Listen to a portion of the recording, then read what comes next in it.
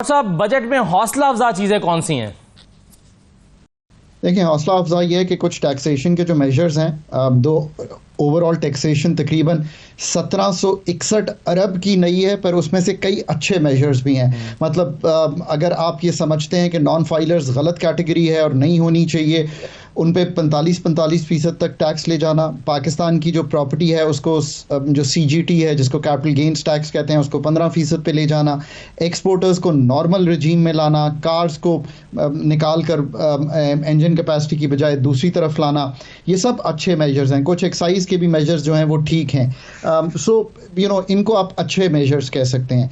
On the other hand income tax को बढ़ाना, या रिटेलर्स को फिर 2.5% बढ़ाना, यानी कि 1 से उनका 2.5% करना, पर डायरेक्ट टैक्सेशन में ना लाना, आई थिंक लाना चाहिए था। इसी तरह जो पेट्रोलियम लेवी का बढ़ना है उसका भी सोचा जा सकता है कि बदतदरीज लगाया जाए। बट जो अच्छे मेजर्स, और आप ये कह सकते हैं कि इनकम सपोर्ट में जो पैसे हैं वो 593 बिलियन हो गए हैं, 10 मिलियन हाउस होल्ड्स तक चले जाएंगे।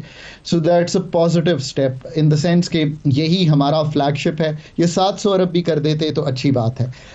वेजेस को रिलीफ मिल गई है, सो गुड फॉर देम। तो मैं हमेशा कहता हूँ कि wages of the public sector must be tied to the performance of the public sector.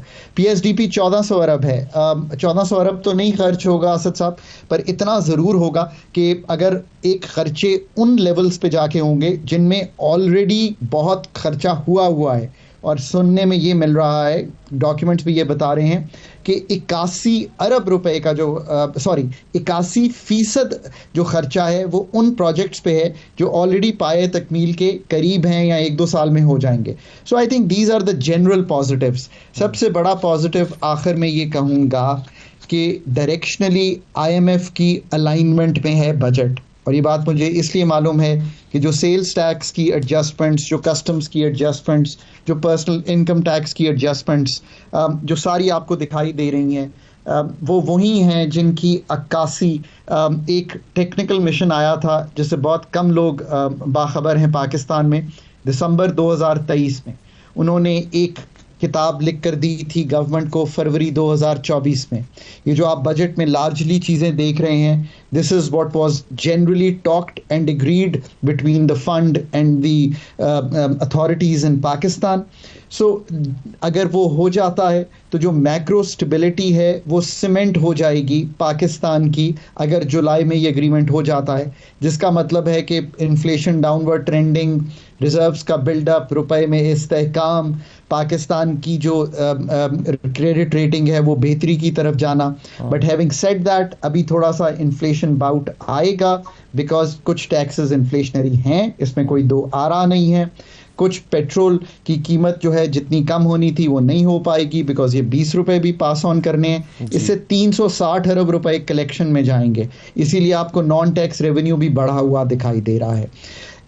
एक चीज़ पे मैं बड़ा अनकंफर्टेबल हूँ, सो वो भी कह देता हूँ। ये जो एओपीज और जो पाकिस्तान के जैसे आप कहते हैं इंडिविजुअल्स हैं जो कारोबार करते हैं, उन पे 45% कर दिया गया है टैक्स, जो 35% था। यार हम तो यही चाहते हैं ना कि ये एसएमईज पनपते रहें पाकिस्तान में, और जो मतलब इनमें ज़्यादा कमाते हैं उन पे 55% कर दिया गया है। आई थिंक गवर्नमेंट को इस पे दोबारा सोच लेना चाहिए, ऐसे काम जो है करने की कोई ज़रूरत नहीं थी।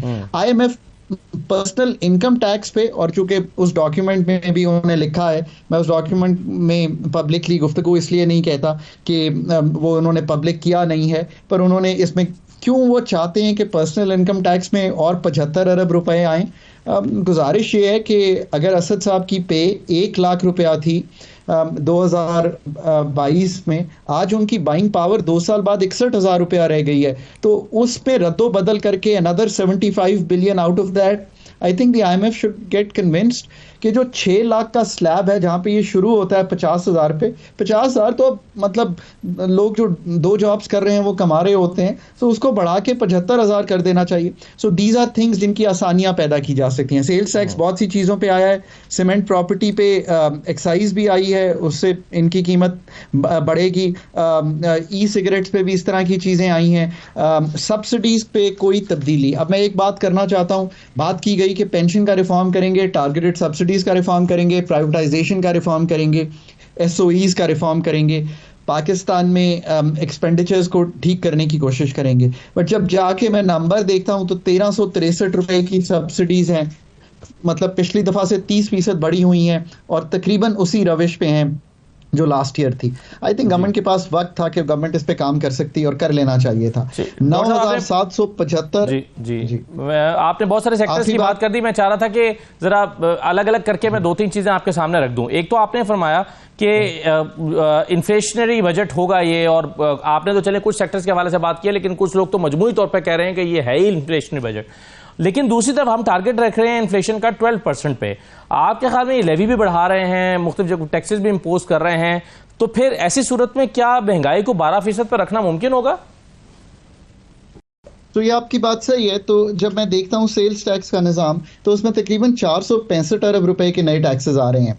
सो जो सेल्स टैक्स जब बढ़ता है तो ये इन्फ्लेशनरी होता है। पेट्रोल में मैं उम्मीद ये कर रहा हूँ कि ये 5-5 रुपए करके एडजस्ट ऐसे करेंगे कि अगर 5 रुपए नीचे जा रहा है तो वहीं पे एडजस्ट कर दें, ताकि हम ये कलेक्शन भी जी हम collection, this is how I would do it.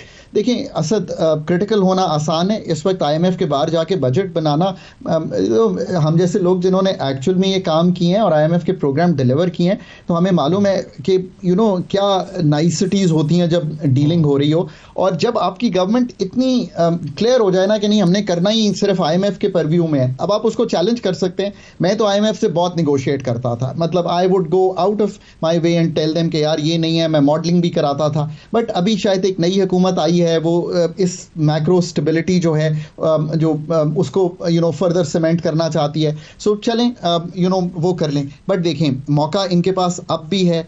ये कहना कि हमने एक कमेटी बनाई है कि वो ये जो 17 सब्जेक्ट हैं, यार ये तो हमें कब से मालूम है ना कि 17 सब्जेक्ट वफाक के जो हैं वो नीचे जाने चाहिए। 600 अरब रुपए का खर्चा है, तो करें।